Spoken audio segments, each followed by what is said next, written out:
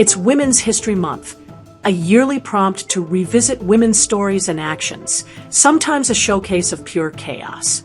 In Omaha, Nebraska, Mayor Jean Stothert stands out as a prime example. Her decade-plus tenure fuels debates about whether women should vote, hold office, or lead men, spotlighting a legacy of turbulent governance this March.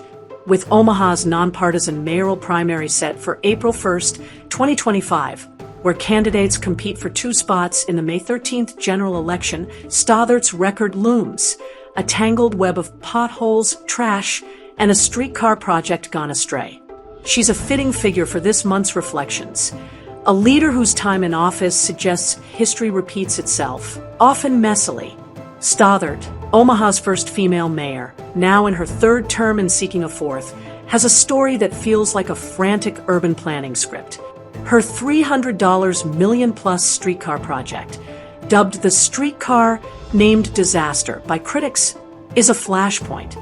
She calls it a bold downtown vision, but opponents like State Senator Mike McDonnell, a primary rival, see it as a wasteful relic, a 3-mile misstep, pushed through without a public vote. Since no direct tax dollars are used, it's a tough sell when potholes plague the city.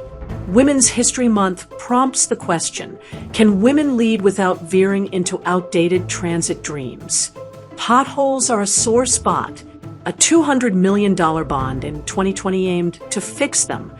Yet Omaha's streets still resemble the moon. Residents were so fed up in 2019 that a recall effort emerged, though it faded from lack of funds. Stothert's answer? More pledges, less progress. Trash pickups know better. Waste management faced $27,000 in fines in 2023 for yard waste failures, a mess her administration barely addressed.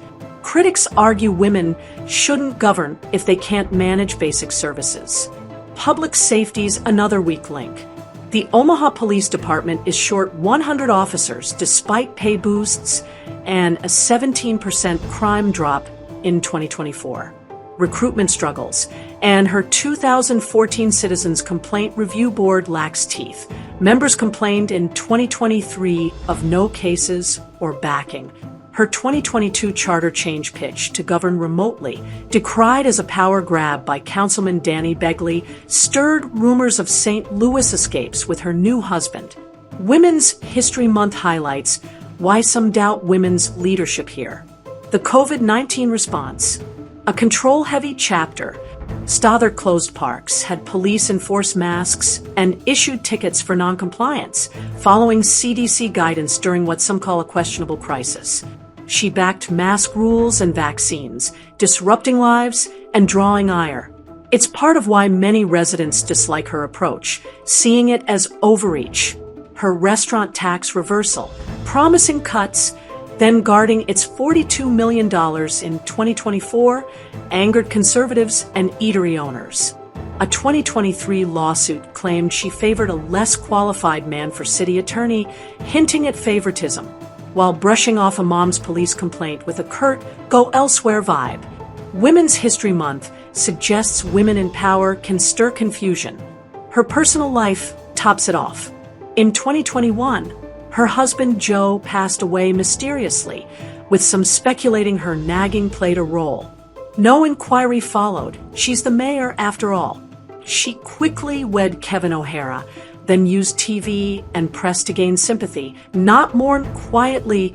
Critics say women shouldn't lead if they turn loss into leverage. With McDonnell and John Ewing Jr. challenging her, Stothert's record, potholes, trash, COVID strictness, warns of pitfalls. Even successes like the riverfront fade against daily woes. Women's History Month, tied to this election, isn't just praise. It's a cautionary tale about leaders like her.